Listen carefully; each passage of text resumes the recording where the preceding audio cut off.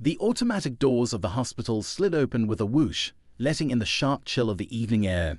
Heads turned as an unmistakable burst of energy swept through the lobby. A young boy, no older than 12, raced in, his dark curls bouncing wildly, his face flushed with urgency. He clutched something tightly in his hands, though it was hard to tell what it was amid his frantic movements. "Help! Somebody, please help!" His voice cracked as he yelled, drawing the attention of nurses, doctors, and patients alike. The boy's intensity was unlike anything they'd seen, a mix of desperation, fear, and determination that sent an instant ripple of tension through the room. Behind him, the door slammed open again. Two small children, twins by the look of them, trailed after him. Their white blonde hair shimmered under the fluorescent lights, their faces pale with confusion and exhaustion. The boy immediately turned back toward them, extending his arms protectively as if shielding them from invisible dangers. A nurse hurried to the scene, her face a mask of concern. "What's going on? Are you hurt?" she asked, bending slightly to meet the boy's wide, tear-filled eyes. They need help," the boy stammered, pointing at the twins. His voice dropped to a whisper, almost as if saying it too loudly might make things worse. "I think someone's trying to hurt them." The nurse's eyes darted between the boy and the twins. The girl, barely holding onto her brother's hand, started to cry softly, her sobs muffled as she buried her face into his shoulder. The boy next to her stood stoic but trembling, his small frame giving away how overwhelmed he was. "Who's hurt? What happened?" The nurse pressed gently, guiding them toward a nearby bench. "I don't know," the boy cried, his voice breaking. I found them in the woods and—" He stopped abruptly, his chest heaving as he tried to catch his breath. Whatever he was about to say, he seemed unsure whether to let the words escape. The nurse leaned closer. "Take your time, you're safe here." The boy hesitated, glancing around nervously. He opened his hands, revealing what he'd been clutching, a folded piece of paper, crumpled and damp as though it had been through rain. He handed it to the nurse with trembling fingers. "Someone left this with them," he said, his voice barely audible. The nurse unfolded the paper carefully, her brow furrowing as she scanned the scrawled words. Whatever was written there seemed to freeze her in place. Her hand went to her mouth and her eyes darted back to the twins. "What is it?" a doctor asked, walking over after noticing the commotion. The nurse didn't reply immediately, her gaze locked on the boy who had brought the children in.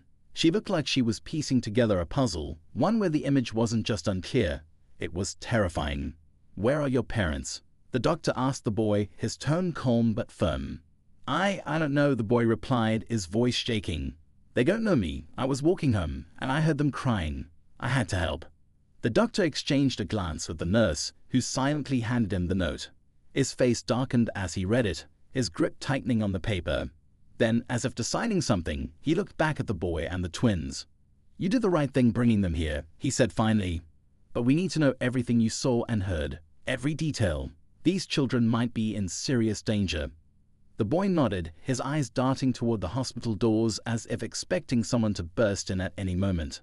The tension in the room was palpable, and even the other patients seemed to be holding their breath, waiting for what would happen next. Just as the doctor began to ask another question, the sound of heavy footsteps echoed in the distance. The boy's head snapped toward the noise, his eyes widening with fear. "They're coming," he whispered. "Who's coming?" the nurse asked, her voice urgent now. But before he could answer, the automatic doors slid open once more, letting in the biting cold and the shadow of someone looming large against the night. The air in the hospital lobby seemed to freeze as a tall, broad-shouldered figure stepped through the automatic doors.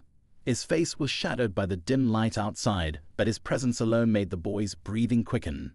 The twins clung to each other tighter, the girl letting out a soft whimper as her tiny hands gripped her brother's arm.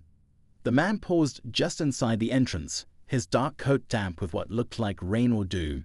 He scanned the room slowly, his eyes narrowing when they landed on the boy and the twins. For a moment, no one moved. Even the nurse, who had been leaning toward the children protectively, seemed frozen in place.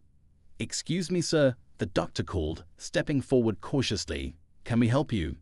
The man ignored him, his piercing gaze locked on the boy. "You," he said, his voice deep and gravelly. "Where are they?" The boy flinched, his hands curling into fists at his sides. "I don't know what you're talking about," he said, his voice shaking but defiant. The nurse quickly stepped in front of the children, her professional instincts overriding her fear. "Sir, this is a hospital. If you're looking for someone, you'll need to check in at the front desk, she said firmly. But you're making these children uncomfortable. I'll have to call security if you don't step back. The man's jaw tightened, and for a moment, it seemed like he might argue. But then his eyes flicked to the twins, who were now cowering behind the nurse, and he took a small step back. His lips curled into a smirk that didn't reach his eyes. They don't belong to you, he said slowly, his voice dripping with something that made the nurse's skin crawl. You have no idea what you're dealing with. Before anyone could respond, he turned and strode out of the hospital, the automatic doors closing behind him with a final ominous whoosh. The silence that followed was deafening. The boy's chest heaved as he tried to catch his breath, his eyes darting between the nurse and the doctor. He's one of them, he said in a low, shaky voice. The ones after the twins. Who are they? The doctor asked, his brow furrowed in concern.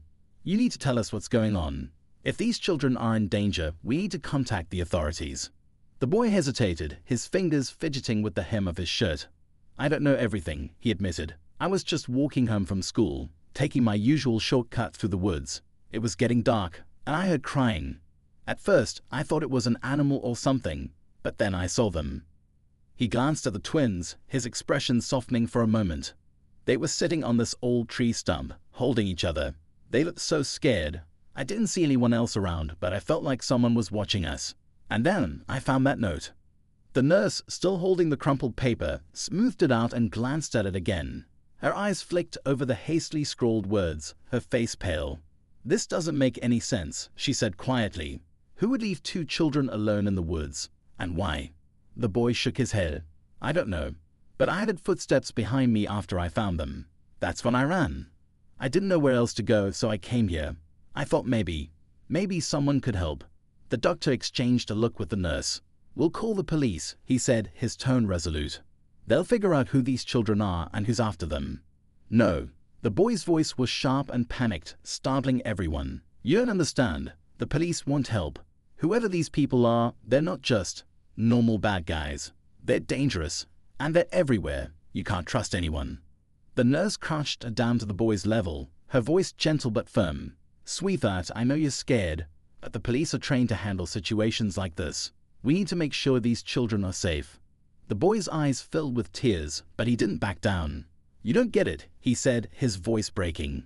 I don't know who they are, but they're powerful. They'll do anything to get the twins back. Why are the twins so important? The doctor asked, his tone softening as he tried to piece together the puzzle. The boy hesitated, glancing at the twins. The girl had finally stopped crying, her wide, tear-streaked eyes staring up at him as if silently begging him not to say too much. The boy swallowed hard, then looked back at the doctor. They're special, he said finally. I don't know how, but they are. That's why those people want them. And if they find them. He didn't finish the sentence, but the implication hung heavy in the air. The nurse and doctor exchanged another glance, their expressions a mix of concern and disbelief. Before they could respond, the lights in the lobby flickered. It was subtle at first, but then the entire room seemed to dim for a moment before the lights stabilized again. The nurse frowned, glancing at the ceiling. Probably just a power surge, she said, though her voice lacked conviction. The boy's eyes widened. It's them, he whispered. They're here. The doctor opened his mouth to argue, but the sound of footsteps echoed through the corridor. They were slow and deliberate, each one sending a chill down the spines of everyone in the room. The nurse instinctively stepped closer to the children, her protective instincts kicking in. Stay behind me, she whispered to them, her voice barely audible. The footsteps grew louder, and the boy's hands clenched into fists again. We have to go, he said urgently. We can't stay here. Go where? The doctor asked, his voice rising slightly in frustration. This is a hospital. You're safe here. But the boy shook his head, his fear palpable. Nowhere is safe, he said. The footsteps stopped just outside the lobby, and the silence that followed was suffocating. Everyone held their breath, waiting for what would happen next. And then slowly, the door to the corridor creaked open. The creak of the door opening was agonizingly slow, and every person in the room seemed frozen in place. Even the twins, who had been trembling moments before, held perfectly still, as if sensing that any movement might draw unwanted attention. The boy stepped slightly in front of the nurse, his fists still clenched, though it was clear he was terrified. He was trying to be brave for them. A figure stepped through the doorway, and the tension in the room somehow thickened even further. It wasn't the man from earlier, but someone else, a woman this time. She was tall and slender, dressed in a dark coat that flared slightly as she walked, the heels of her boots clicking against the tile floor. Her face was sharp and unreadable, her dark eyes scanning the room with a calm precision that was unnerving. "Can I help you?" the doctor asked, his voice carefully neutral. His attempt to maintain control of the situation was evident, but there was a slight edge to his tone that betrayed his unease. The woman's lips curved into a small, tight smile that didn't reach her eyes. "I'm looking for 2 children," she said smoothly. Her voice was low and melodic, almost soothing if not for the icy undertone that accompanied her words. "They're very important to me." The boy took a step back, his heart pounding in his chest. He felt the twins press closer to him, their small hands clutching at his shirt. "She's one of them," he whispered, just loud enough for the nurse to hear. The nurse squared her shoulders and stepped forward, placing herself firmly between the woman and the children. "I'm sorry, but this is a hospital," she said firmly. "If you're looking for someone, you'll need to provide identification and explain the situation. Otherwise, I'll have to ask you to leave." The woman's smile widened slightly, but there was no warmth in it. "I don't think you understand," she said, her tone almost condescending. "These children are not supposed to be here. They belong with me. Now, if you'll kindly hand them over, we can avoid any unpleasantness." The nurse didn't waver. "If you don't leave, I'll call security," she said, her voice steady despite the fear flickering in her eyes. The woman tilted her head slightly, as if amused by the threat. "Go ahead," she said. "Call them. I'm sure they'd love to get involved in this." The doctor stepped closer, his hands raised in a placating gesture. "Look, ma'am, if these children are with you, we'll need to verify that through the proper channels. We can contact the authorities to sort this out." "No," the boy blurted, his voice louder than he intended. He grabbed the nurse's arm, his eyes wide with panic. "Don't let her take them. She's lying. They're not safe with her." The woman's gaze snapped to the boy, and for the first time, a flicker of annoyance crossed her face. "You don't know what you're talking about," she said coldly. "This has nothing to do with you. Step aside." "He's not going anywhere," the nurse said sharply, her protective instincts now fully engaged. She placed a hand on the boy's shoulder, steadying him. "And neither are these children." The tension in the room was nearly unbearable. The woman took a step closer, and the boy could see something in her eyes that made his stomach churn, something dark and unrelenting. He wanted to run, to grab the twins and bolt out the door, but he knew they wouldn't make it far. Not with her there. Suddenly, the woman's calm demeanor cracked, just for a moment. Her eyes flicked toward the twins, and her voice dropped, almost to a whisper. "You have no idea what's at stake," she said, more to herself than anyone else. "If they stay here, everyone in this room will regret it." The doctor, who had been inching toward the phone on the wall, quickly picked it up and began dialing. "Security, we have a situation in the lobby," he said, his voice steady despite the tension in the air. The woman's head snapped toward him, and for a second, it looked like she might do something drastic. But then she stepped back, her hands raised as if to show she meant no harm. "Fine," she said coolly. "Call whoever you want, but don't say I didn't warn you." With that, she turned and walked back through the door, her heels clicking against the floor until the sound faded into silence. The boy let out a shaky breath, his legs threatening to give out beneath him. "She'll come back," he said, his voice barely audible. "She always comes back." The nurse knelt down in front of him, her hands resting gently on his shoulders. "We're not going to let anything happen to you or the twins," she said firmly. "You're safe here." But the boy shook his head, his eyes full of tears. "You don't understand. They don't stop. They'll keep coming, no matter what." The doctor hung up the phone, his expression grim. "Security is on their way," he said. "I had asked them to call the police as well. We need to figure out who these people are and why they're after these kids." The boy looked at the twins, who were now huddled together on the bench, their small bodies trembling.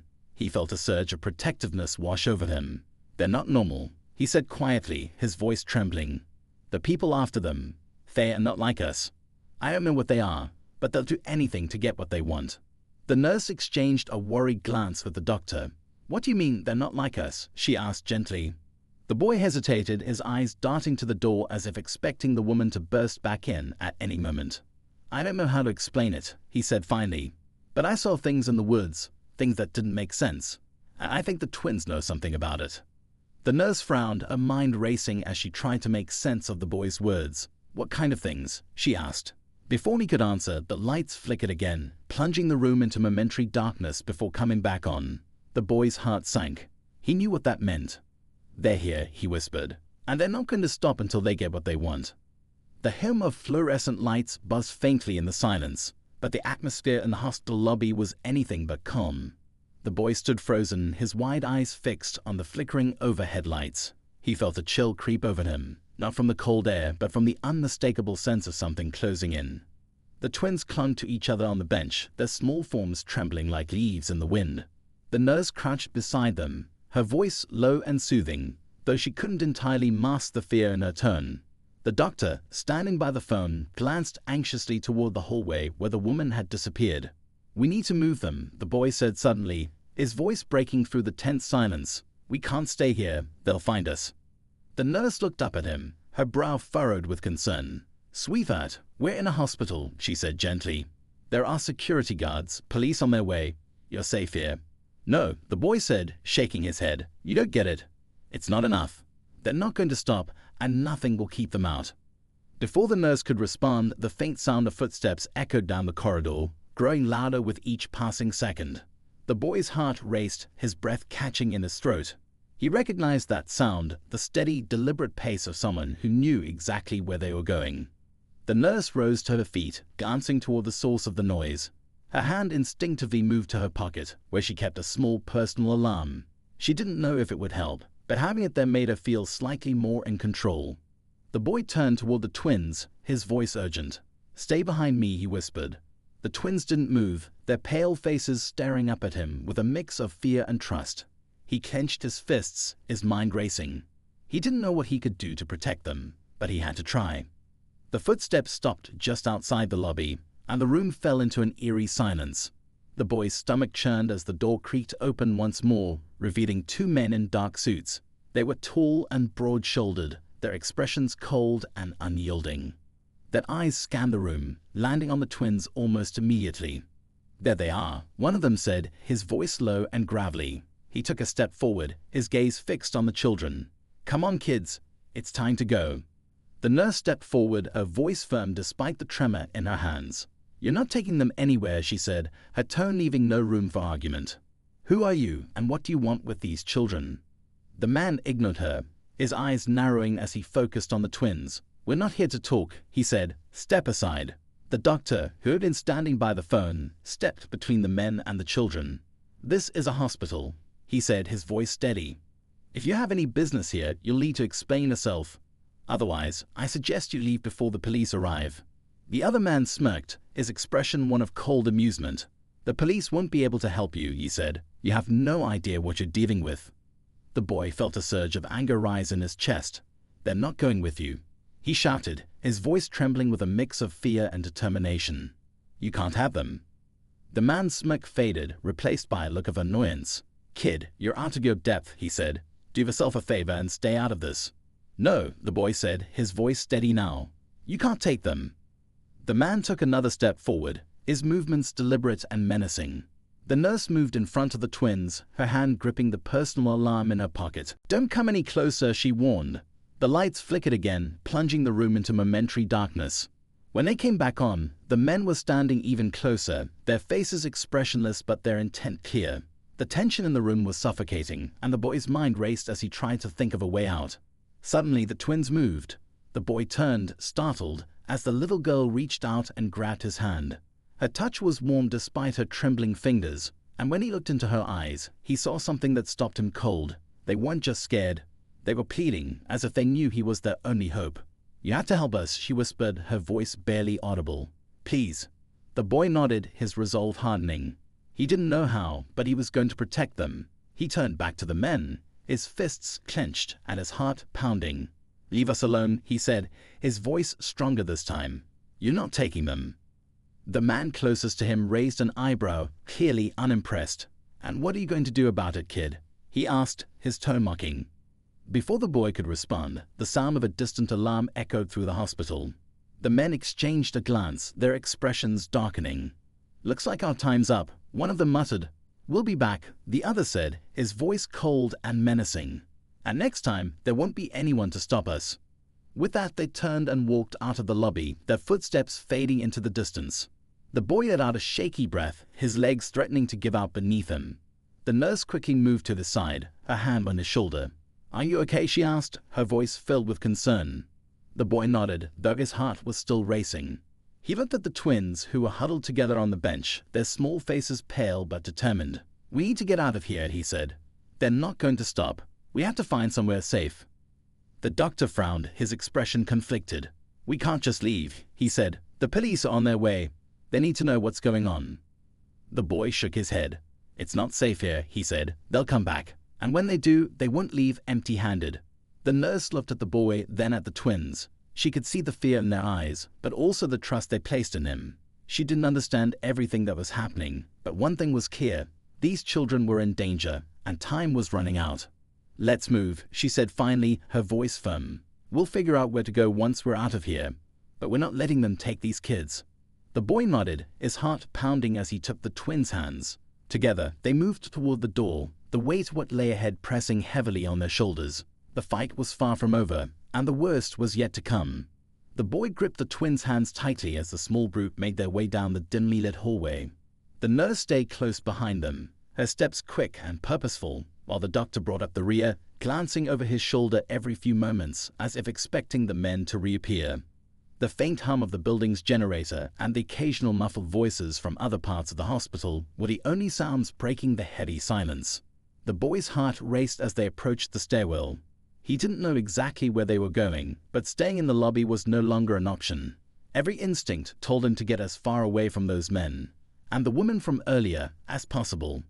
The nurse pushed open the stairwell door, and the group slipped inside, their footsteps echoing faintly against the concrete walls. "Where are we going?" the doctor asked, his voice low and tense. "Out," the boy replied, his tone sharper than he intended. "Anywhere but here." The doctor frowned, but didn't argue. He didn't fully understand what was happening, but he couldn't ignore the fear in the boy's eyes or the strange aura of urgency surrounding the twins. Something about the situation didn't add up, and the longer it went on, the more uneasy he felt. As they descended the stairs, the twins suddenly stopped, pulling the boy to a halt. He turned to look at them, confusion etched across his face. The little girl's eyes were wide, and she pointed to the floor beneath their feet. "They're coming," she whispered, her voice trembling. The boy's stomach dropped. He didn't hear anything, but he didn't doubt her. Somehow, she always seemed to know. "Keep moving," he said, urging her forward. "We have to hurry." The nurse and doctor exchanged a glance, their expressions a mix of disbelief and concern. But they didn't question it. They continued down the stairs, their pace quickening. As they reached the second-floor landing, the boy froze. This time, he could hear it, the faint sound of footsteps above them, growing louder with each passing second. "They're here," he said, panic creeping into his voice. The nurse pushed open the door to the second floor, motioning for everyone to follow her. "This way," she said. "We can take the service corridor. It leads to the back exit." They stepped into the hallway, the fluorescent lights casting an eerie glow on the linoleum floor. The boy glanced over his shoulder, his grip tightening on the twins' hands. The footsteps were getting closer. As they hurried down the corridor, the little boy tugged on his sister's sleeve, his small voice barely audible. "They're not the only ones," he said. The girl nodded, her expression grave. "I know." "What are you talking about?" the boy asked, his voice rising with urgency. The girl looked up at him, her eyes filled with a strange mixture of fear and determination. "There's something else," she said. "It's been following us since the woods." The boy's blood ran cold.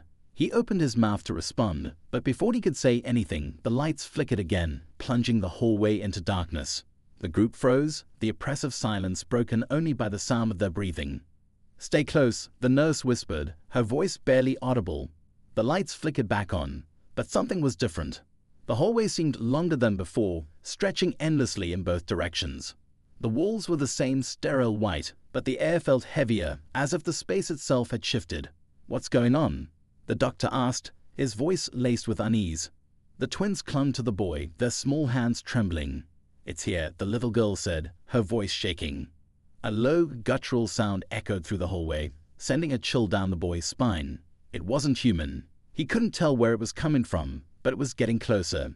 The nurse's hand flew to her pocket, and she pulled out her personal alarm, her thumb hovering over the button. "We need to move," the boy said urgently. "Now." They started running, their footsteps pounding against the floor as the sound grew louder, more insistent. The boy glanced back over his shoulder, but the hallway was empty. Whatever was making the noise, It wasn't visible yet. As they reached the end of the corridor, the little girl stopped abruptly, pulling her brother to a halt. "No," she cried, "we can't go that way." The boy turned to her, his chest heaving. "Why not?" She pointed to the door at the end of the hall, her eyes wide with terror. "It's waiting for us." Before anyone could react, the guttural sound erupted into a deafening roar, and the walls of the hallway seemed to tremble. The boy's heart pounded as he looked around, searching for another way out. The nurse spotted a side door marked storage and yanked it open, ushering everyone inside. The room was small and cramped, filled with shelves of medical supplies. The group huddled together, their breaths coming in ragged gasps. The boy held the twins close, his mind racing. "What is it?" he asked the girl. "What's up there?" She shook her head, tears streaming down her face. "I don't know," she said, "but it's been following us since we left the woods. It wants us." The boy's chest tightened. He didn't know how to fight something he couldn't see, but he wasn't about to let it take the twins. He turned to the nurse and doctor, his voice firm despite the fear in his eyes. "We can't stay here. We have to keep moving." The nurse nodded, though her hands were trembling. "We'll find a way out," she said. "We just need to stay together." The guttural sound echoed again, this time closer than before. The boy felt a surge of panic, but he forced himself to stay calm. He didn't know what was coming, but he knew one thing for sure: they had to keep fighting. Whatever it took, he wasn't going to let the twins fall into the wrong hands.